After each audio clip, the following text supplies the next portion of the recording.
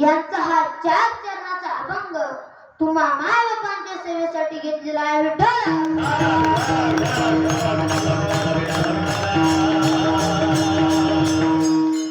या अभंगाचा प्रतिपाद्य विषय असा आहे, सज्जनांची नावे घेतल्याने मनुष्य पुण्यान होतो, म्हणून माझीवाचे त्यांचे नाव घेणे सोडत नाही असे महाराजांचे म्हणणे आहे। कारण तेवढ्याने मोठ्याला फुकट मिळतो। संतांच्या पायी भक्तिभाव ठेवा म्हणजे मनाला विश्रांती मिळेल। संतांच्या नामाचा जप केल्याने मनुष्याची पाप नष्ट होतात।